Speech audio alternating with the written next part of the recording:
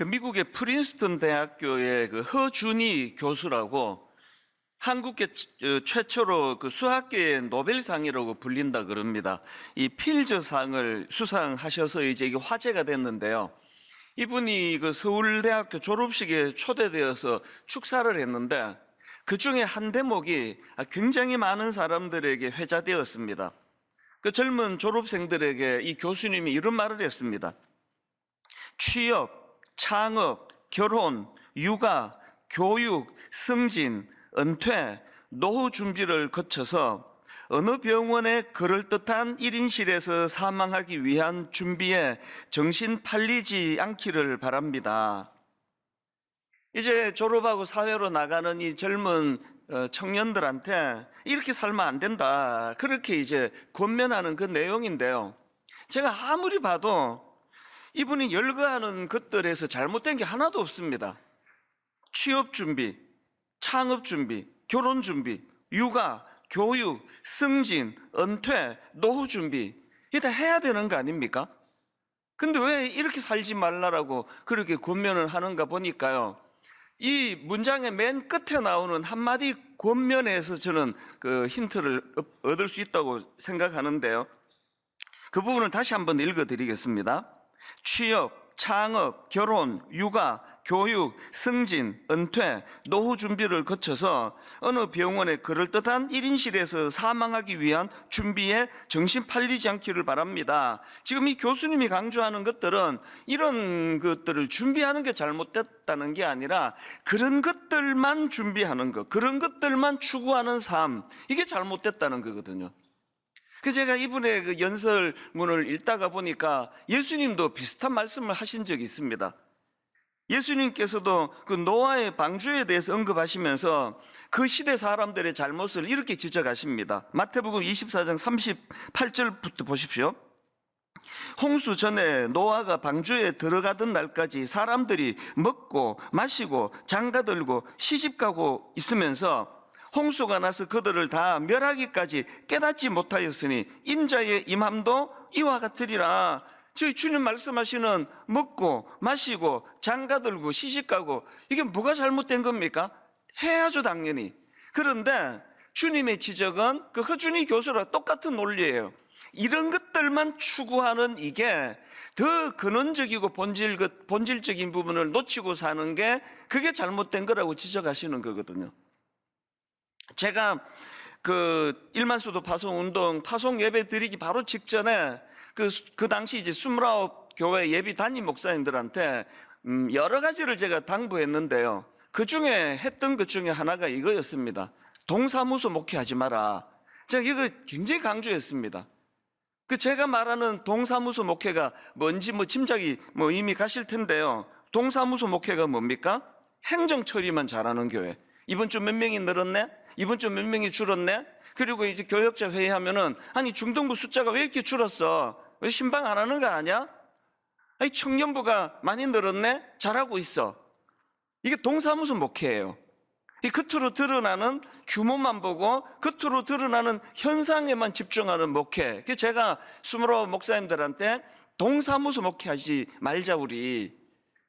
동사무소 목회를 하지 않는다는 건 뭐냐 하니까요, 우리 교회가 지금 얼마나 모이고 있나, 숫자가 늘고 있나, 헌금이 지금 늘고 있나, 이런 것에만 집중하는 게 아니라 우리 교회에는 생명이 살아나고 있나, 이 교회를 통하여 수많은 지친 영혼들이 회복이 일어나고 있나, 우리 목회자들은 본질을 추구하고 그런 목회를 하고 있나, 이런 것들을 점검하는 게, 이게 동사무소 목회만 추구하는 아닌 목회라고 말할 수 있는 거 아니겠습니까?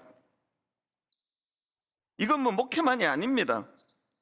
이 땅을 살아가는 저와 여러분 모두가 다 그 주님이 지적하시고 또 허준희 교수가 지적하는 취업 준비, 창업 준비, 결혼, 육아, 교육, 승진, 은퇴 준비, 노후 준비, 그래가지고 마지막 죽을 때 너무나 비싼 1인실 병원에서 죽어가는 게 내 인생의 목표다, 이것만을 추구해서는 안 된다는 이 이야기를 정말 우리 귀담아 들어야 됩니다. 혹시 여러분 그 동사무소 인생을 살고 계시는 거 아닙니까? 통장에 돈이 얼마 들어있고 노후까지 흥청망청 써도 쓰고 써도 다 쓸 수 없는 돈이 있어서, 나는 참 안정적이다, 주님이 성경에서 무서운 경고를 하시잖아요. 그 사람이 놓치고 있는 것. 오늘 밤 주님이 그 생명을 취해 가신다면 그 모든 그 준비가 다 헛것이 되는 것. 이런 부분에서 저는 오늘 읽은 본문 말씀에서 너무나 저에게 또 이제 여러분들에게 도전이 되는 말씀 한 포인트를 발견하는데요. 오늘 본문 창세기 37장 18절 19절입니다. 요셉이 그들에게 가까이 오기 전에 그들이 요셉을 멀리서 보고 죽이기를 꾀하여 서로 이르되 꿈꾸는 자가 오는도다. 여러분 지금요 저기 멀리서 동생 요셉이 오는 것을 보고 꿈꾸는 자가 오는도다. 이거는요 비웃는 이야기예요. 조롱하는 이야기예요. 제가 이번에 이 요셉의 삶을 한번 쭉 정리하고 묵상하면서 진짜 제가 추구하는 건 바로 이 부분이었거든요. 요셉의 위대함이 뭡니까? 형제들이 비웃는 그 비웃음을 실제로 살아내버리는 거예요. 비웃으면서 이제 꿈꾸는 자가 오네? 꿈꾸는 놈이 오네? 요셉은 이걸 그 형제들 모두의 입에서 감탄으로 바뀌게 만드는 일을 한 인물 아니겠습니까?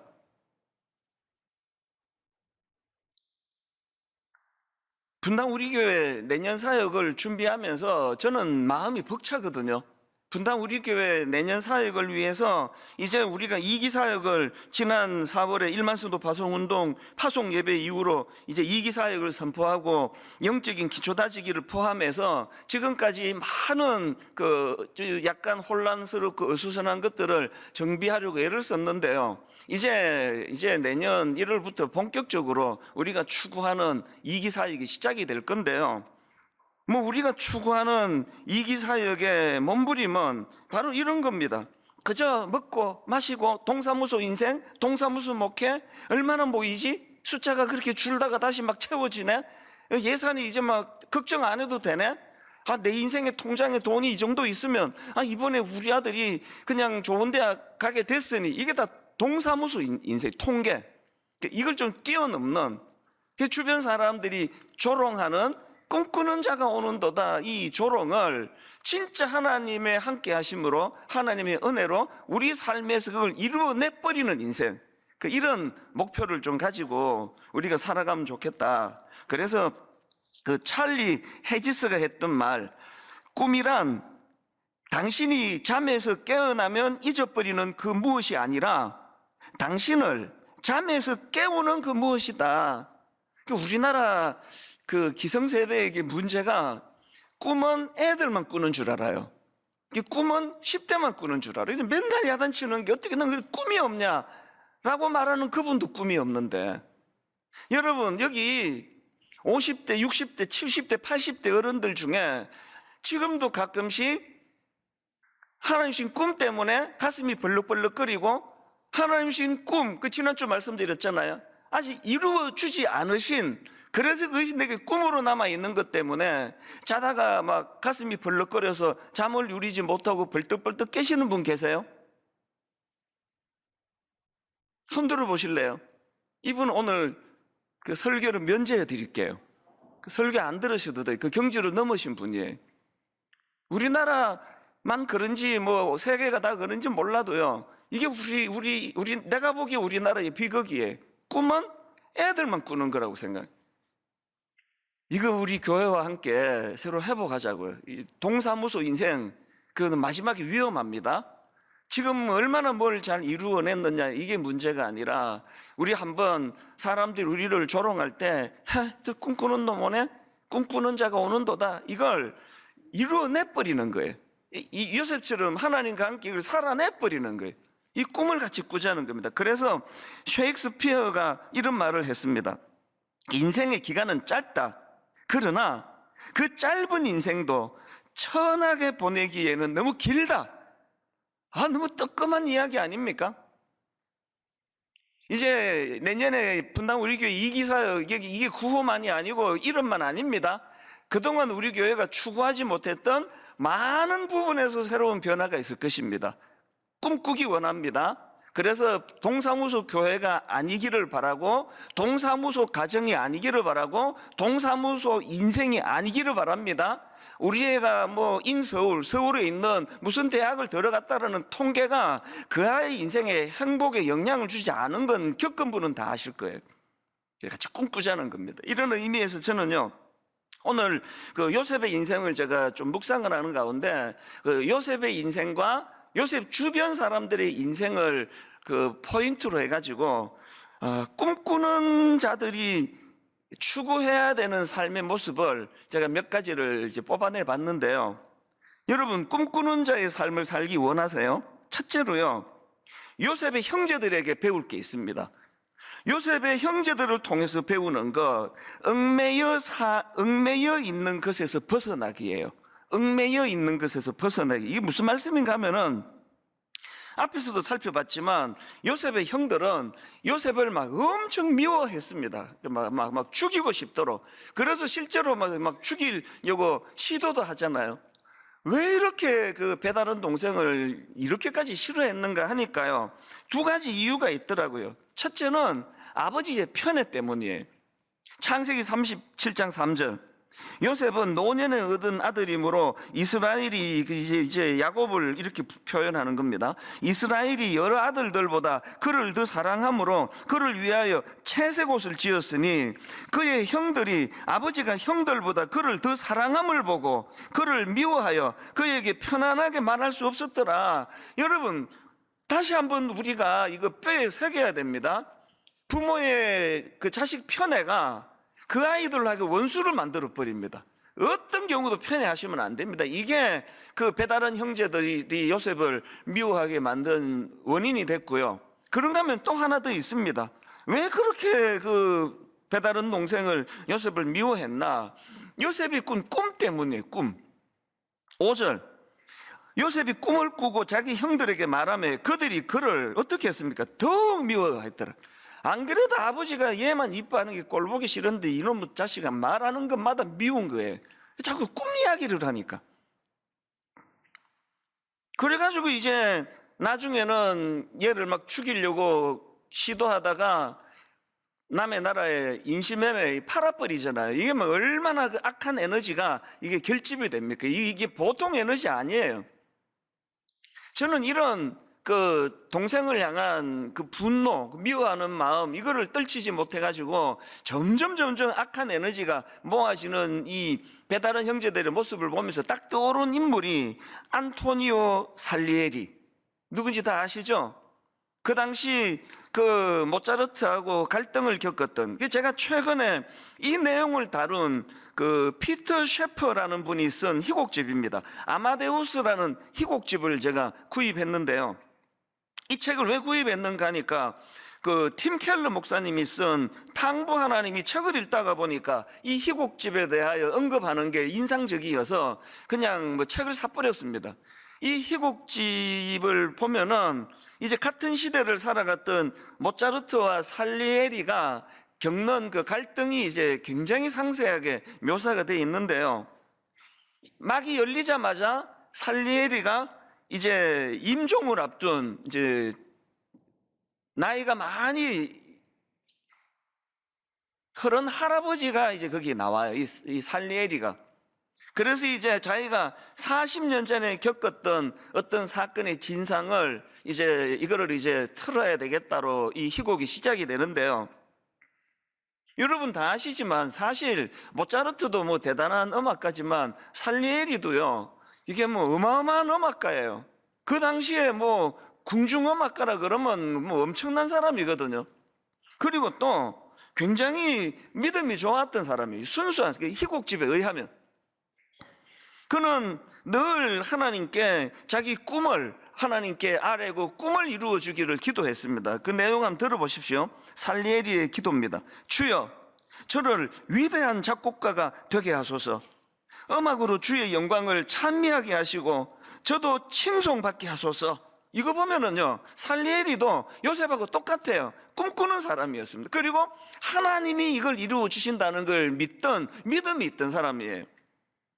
그 다음 한번 들어보세요. 그의 기도가 이렇습니다. 주여, 저를 위대한 작곡가가 되게 하소서. 음악으로 주의 영광을 찬미하게 하시고 저도 칭송받게 하소서. 그리하면 그 대가로 저는 주님께 제 순결과 근면함과 가장 깊은 겸손과 삶 전체를 드리겠나이다. 훌륭한 신앙인 아닙니까? 그리고 꿈꾸는 사람 아닙니까? 그리고 성공한 인물 아닙니까? 아무나 궁중음악가가 됩니까? 그랬던 살리엘인데 무슨 문제가 생긴 겁니까? 그 배다른 형제들하고 지금 요셉의 형제들하고 똑같은 상황이에요. 모차르트가 나타난 겁니다.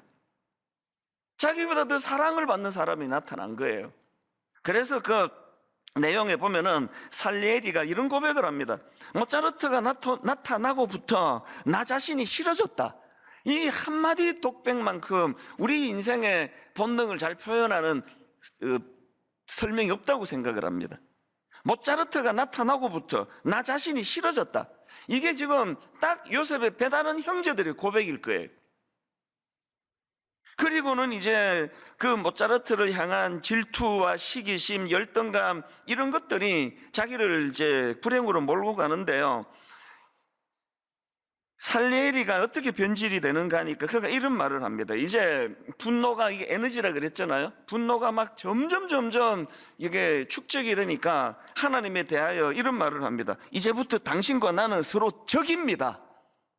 인간관계가 풀리지 않으면 이게 영적으로 병을 갖다 주거든요. 이제부터 당신과 나는 서로 적입니다. 그렇게 하고는 이제 모차르트를 향한 증오와 원한을 가지고 그를 이제 죽이려고 하는 그런 이제 희곡집, 이게 뭐 역사적으로 사실인지 아닌지는 모르지만 이제 희곡집에는 그렇게 나와 있습니다.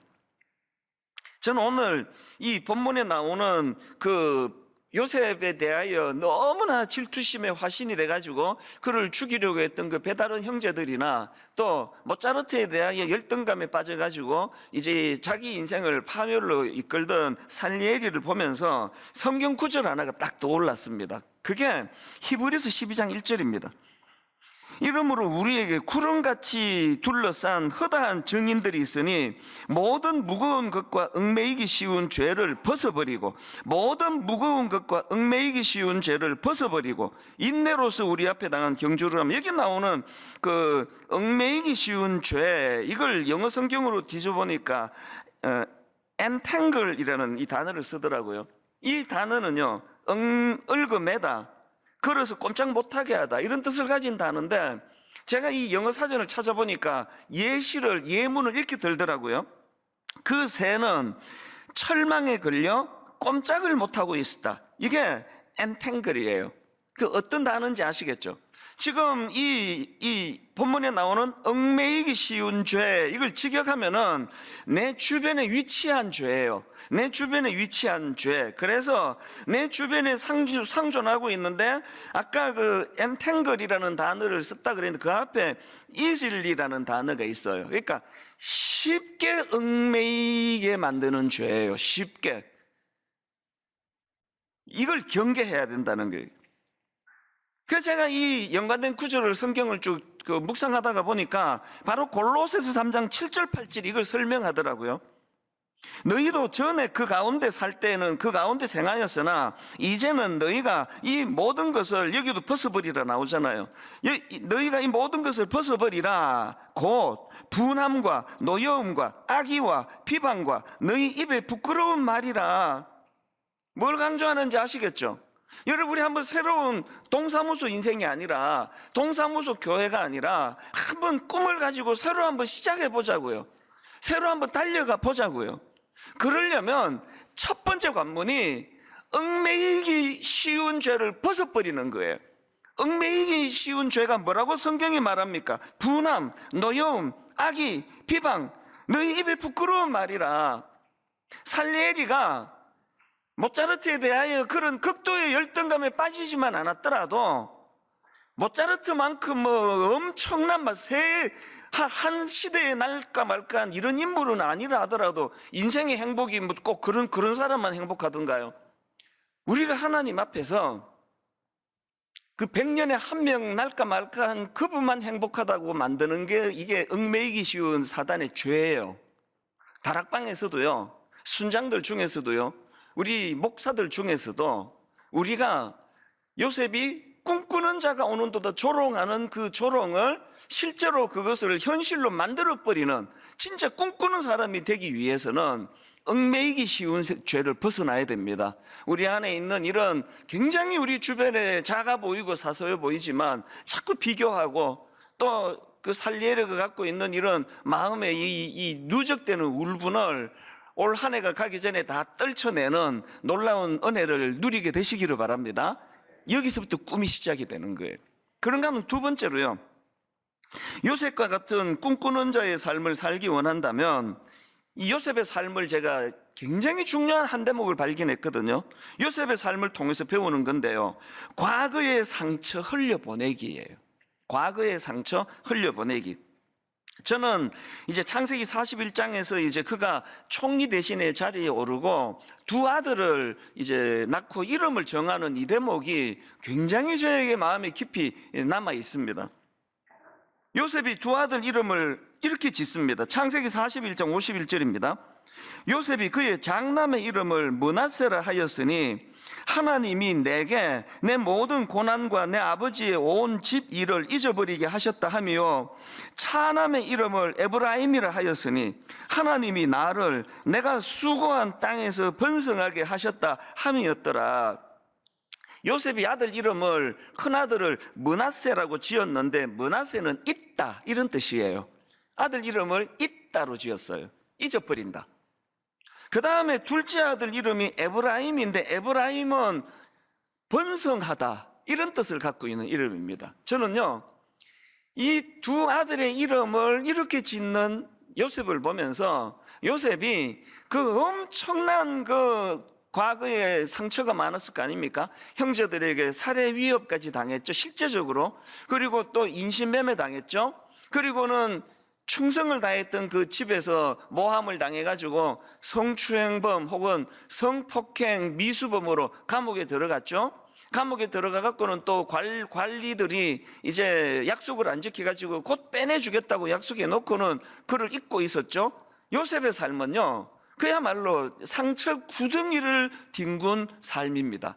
오늘 여러분 중에 요셉이 암만 상처가 많아도 뭐 나보다는 뭐 적을걸? 그런 생각을 하신다면 여러분은 엄청난 착각에 빠져 있습니다. 오늘 뭐 어떤 사람도요, 어릴 때 요셉이 겪었던 그 인생의 끊임없는 상처 구덩이, 이거는 요셉만큼은 안 겪었다고 생각하는데, 그는 어떻게 그 모든 난관을 다 극복해냈나? 아까 므낫세, 에브라임 이 이름을 그렇게 짓고는요, 거기다가 요셉이 어떤 해석을 덧붙이는가 보십시오. 다시 한번 읽어드릴게요. 51절. 요셉이 그의 장남의 이름을 므낫세라 하였으니, 그리고 이렇게 해석합니다. 하나님이 내게 내 모든 고난과 내 아버지의 온 집 일을 어떻게 하셨다고요? 잊어버리게 해주셨다. 그가 이렇게 고백하고요. 그리고는 이제 차남의 이름을 에브라임이라 짓고는 이렇게 해석합니다. 하나님이 나를 내가 수고한 땅에서 번성하게 하셨다 함이었더라. 여러분, 우리가요 정말 얽매이기 쉬운 죄에서 좀 벗어나기를 원하지 않습니까? 그러면 대인관계에서는 그런 살리엘이처럼 또 배다른 형제들처럼 자꾸 비교당하고 비교의식 속에서, 이게 아버지도 자꾸 우리를 그렇게 몰고 가고 엄마도 그렇게 몰고 가고 학교는 대놓고 우리를 그렇게 몰고 간, 그게 이 시대 아닙니까?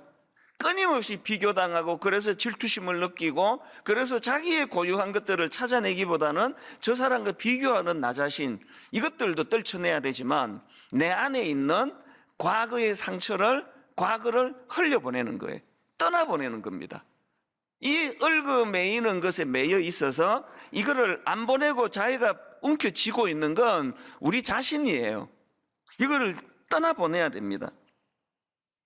요수아 4장에 보면은 그 길갈이라는 그 지명이 나오는데요, 이제 이스라엘 백성들이 홍해를 건너 광야에 이제 생활을 다 마치고 요단강을 건너서 목적지 가나안에 도착하는데요, 제일 먼저 이제 가나안에 도착해서 진을 친 곳이 그게 길갈입니다. 길갈에서 그들이 뭘 했느냐 하니까 이제 이렇게 무사히 요단강을 건널 수 있도록 인도해 주신 하나님 은혜를 생각하고 기념비를 세워요. 그리고 이제 광야에서 하지 못했던 할례를 베풀고 유월절을 거행하는데요. 그곳에다가 이제 12지파를 상징하는 12개의 돌을 기념비를 세웠다는 게 뭘 의미하는가 하니까 길갈 이 지명은요 이런 뜻입니다. 굴리다, 굴러 보내다, 없애다 이런 뜻을 가진 단어예요. 그러니까 지금 그들이 길갈에 세운 돌의 의미 뭐 여러 가지 의미가 있지만 그 중에 하나가 뭐냐, 과거의 모든 수치는 끝났다, 과거의 모든 수치는 지나갔다, 이거를 선언하는 차원으로도 이게 해석이 되더라는 것입니다. 그들이 길갈에다가 12돌을 세운 것은 정말 지금까지 지내온 거 하나님의 크신 은혜다, 하나님의 은혜로 우리가 여기까지 올 수 있게 됐다, 그리고 그 은혜에 대한 감사와 감격이 내포하고 있는 건 길갈이에요. 과거의 모든 수치는 끝났다, 과거의 모든 수치는 물러갔다, 이제 새로운 시대가 도래하고 있다. 우리는 회개도 하고 기도도 하는데 이게 안 되는 거예요. 에베네셀 여러분 잘 외치시잖아요. 여기까지 하나님이 도우셨다. 근데 왜 과거의 수치는 계속 갖고 다니시느냐고. 왜 과거의 수치는 여전히 껴안고 가시느냐고요. 아까우셔서요. 한 번씩 꺼내놓고 생각해야 뭐 이 생각이 워낙 내가 우여곡절의 인생을 살았기 때문에 뭐 지루하지 않을 것 같아서 그렇습니까? 꿈꾸기를 원하십니까? 동사무소 인생이 아니라 정말 사람들이 비웃으면서 저 꿈꾸는 자가 오네, 이걸 우리가 구현해내는 인생이 되기 위해서는 과거와의 단절, 과거를 굴려 보내버리는 겁니다. 과거에 대하여 요셉이 가지고 있던 상처가 두 아들의 이름을 통해서 다 사라졌던 것처럼 여러분 우리 모두가 다 과거의 상처를 올 연말까지 다 흘려보내는 역사가 일어나기 바랍니다. 과거를 다 흘려보내야 새로 시작하는 거예요. 부부 얼마나 이런저런 아픔이 많고 유곡질이 많고 내게 가장 사랑하는 대상도 부부지만 내게 가장 상처를 많이 주는 대상도 부부예요. 이를 악물고 과거의 모든 것들을 다 흘려보내는 거예요. 그리고 또 새로 시작하는 거예요. 또 자빠지고 넘어질 겁니다만 그럼에도 불구하고 처음 자빠진 사람처럼 벌떡 일어나는 겁니다. 과거를 흘려보내기. 마지막 세 번째로요, 우리가 요셉과 같은 꿈꾸는 자의 삶을 살기 원한다면 이번에는 아버지 야곱의 모습에서 우리가 배워야 될 게 있습니다. 이 요셉의 아버지 야곱의 모습에서 저는 너무나 가슴을 벅차게 한 한 가지를 배웁니다. 그게 뭐냐, 우는 소리를 들으시는 하나님을 기억하기예요. 저는 이번에 이 요셉의 일생에 대하여 쭉 이제 살펴보다가 새삼스럽게 마음에 머물던 구절이 하나 있었는데 그게 창세기 37장 35절입니다. 야곱 그 자식을 잃어버린 이제 그 요셉이 죽었다는 소식을 들은 아버지의 슬픔을 한번 느껴보십시오. 그의 모든 자녀가 위로하되 그가 그 위로를 받지 아니하여 이르되 내가 슬퍼하며 스올로 내려가 아들에게로 가리라 하고 그의 아버지가 그를 위하여 울었더라. 지금 그 자녀들의 위로를 거절해요. 그 위로하지 마라. 나는 그 메시지 성경으로 보니까 야곱이 이렇게 말합니다. 자녀들이 위로하려고 했으나 그는 그들의 위로를 마다했다, 거절했다. 그리고 이렇게 말합니다. 나는 내 아들의 죽음을 슬퍼하면서 무덤까지 가련다. 위로하지 마라. 나는 이 슬픔을 가지고 죽을 때까지 무덤까지나 이 슬픔을 가지고 가련다. 여러분, 이 자식을 잃은 아버지의 눈물을 이것보다도 잘 설명하는 데가 없다고 생각을 해요. 이렇게 위로가 통하지 않는 고통의 눈물을 흘렸던 인물이 아버지 야곱인데요, 제가 이번에 새로 깨달은 게 뭐냐, 요셉이 본인이 잘해서 참 조롱을 그렇게 멋진 성공으로 바꿀 수 있었지만 그 과정에서 아버지의 눈물이라는 대가지불이 있었다는 거예요. 아버지의 눈물이라는 이 대가지불. 이제 성탄절을 앞두고 있잖아요. 매년 그 이제 성탄절을 앞두고 그 대림절 묵상집이라고요. 이 땅에 오신 예수 그리스도를 이제 묵상하는 그런 묵상집이 있습니다. 올해는 땅 끝에서 부르는 노래, 이런 제목의 이제 대림절 묵상집이 나왔는데요. 바로 지난 목요일이에요. 3일 뒤에 그 소제목이, 묵상하는 소제목이 우는 소리를 들으신 하나님이래요. 이게 어떤 내용인가 하니까요, 창세기 21장에 드디어 이제 아브라함의 아내 사라가 이제 아들을 낳잖아요. 이삭을 낳고, 그리고는 이제 그 대리모, 그 배달은 그 종을 통해서, 하가를 통해서 낳은 이스마엘이 이 이삭을 이제 놀리는 것을 보고 쫓아내버려요, 이 모자를. 그래서 이제 여종 하갈이 낳은 아들 이스마엘이 집에서 쫓겨나가지고 정처 없이 빈 들을 헤매고 있는데요. 그 과정에서 이제 준비해간 식량도 떨어지고 너무나 절망적인 상황에 놓이니까 이 어머니가 못 견뎌서 통곡을 합니다.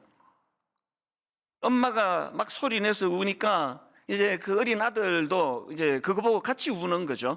배경이 그런 장면입니다. 그리고는 이제 그 묵상집에 창세기 21장 16절을 세 번역으로 올렸더라고요.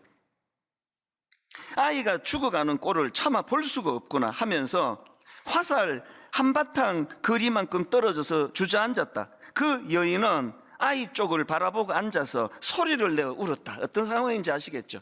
이제 자기가 광야에서 빈들에서 고통당하는 건 안중에도 없어요. 모든 이 시대, 이 시대뿐만 아니라 모든 우리 어머니들의 관심은 자식이잖아요. 그래서 저기 떨어져 있는 그 어린 아들을 보면서 그렇게 통곡을 하고 있는데요. 그 상황에서 바로 그 다음 17절입니다.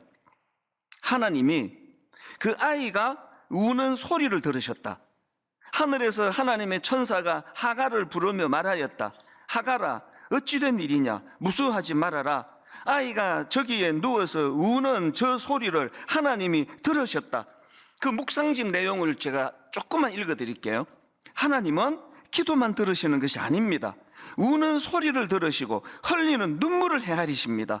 고난 가운데 드리는 기도는 말보다도 눈물일 때가 있습니다. 성탄을 맞으며 우리가 다시 노래할 수 있는 것은 하나님께서 우리의 아픔과 눈물에 음을 맞추어 주시기 때문입니다.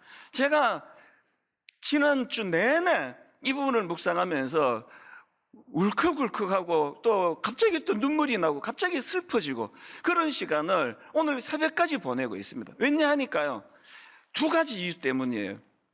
유난히 요 근래에 아픈 소식이 많이 전해드렸습니다. 자녀 문제로 오래 고심하고 기도하는 부모님이 있는데요, 최근에 이 끊어지지 않는 이 아들의 어떤 문제, 제가 공개할 수는 없지만 이 아들의 문제로 그렇게 또 일이 터진 거예요. 그래서 그 아버지가 굉장히 훌륭한 분이에요. 그렇게 저를 찾아오셔가지고 정말 눈물을 하염없이 흘리면서 그 부부가 이 아들의 문제를 가지고 흘리던 그 눈물이 잊혀지지 않고요. 그런가 하면은 또 어떤 청년이 지난주에 이런 기도 부탁을 제게 했습니다. 월요일 날 아버지가 갑자기 간암 진단을 받으셨는데, 약국을 하는 아버지 갑자기 간암 진단이 굉장히 위중한데 약사를 구할 수 없어서, 그래서 목사님 안 그래도 기도 부탁 많이 할 텐데 저라도 안 해야지 그랬더니 그 엄마가 목사님이 기도에 능력이 있어, 무조건 목사님한테 부탁해. 이런 일련의 내용들이 너무 저를 아프게 하는 거예요. 그러다가 정말 내 마음에 위로가 되는 찬양을 하나님이 계속 제 마음에 주셨습니다. 이 찬양 오래전에 나온 찬양입니다. 주 예수 오셔서 내 슬픔 아셨네, 나의 앞길도 내 주 아셨네, 나 주를 버리고 떠나갔었네, 주님 약속대로 날 붙드셨네, 주 말씀하네,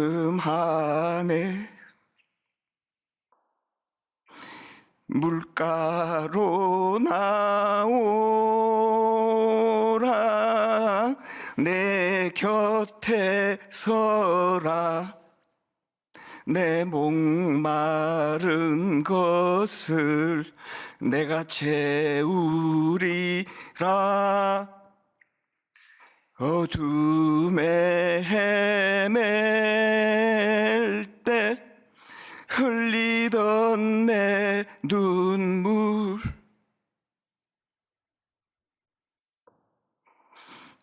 그 눈물을 위해 내가 죽었노라.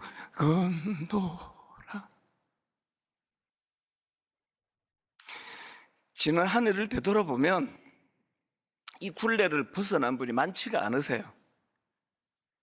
이 맨 마지막에 나오는 이 한마디, 어둠에 헤맬 때 흘리던 내 눈물, 그 눈물을 위해 내가 죽었노라. 여러분, 아버지 야곱에 나 위로하지 마라.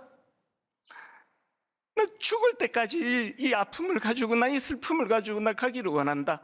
이 아버지의 눈물의 대가지불이 그 아들 요셉을 기어이 꿈꾸는 아들로 만들 수 있었다고 한다면 29교회 많은 진통이 당연히 따르죠. 이런저런 자란 배경이 다르고 교회 환경이 다르고 갑자기 교회가 이합 집산하듯 모여든 교회이기 때문에 그런가 하면은 오늘 그 아빠가 갑자기 간암에 걸렸는데 약국에 지금 약사를 구해야 되는데 제가 무슨 제 기도가 더 유난히 응답이 많겠습니까? 그 어머니의 눈물, 이찬수 목사님 기도 응답이 잘 되니까 무조건 부탁 좀 드려봐라. 이혼을 앞두고 가슴 아파하는 그 딸을 보는 아버지의 눈물.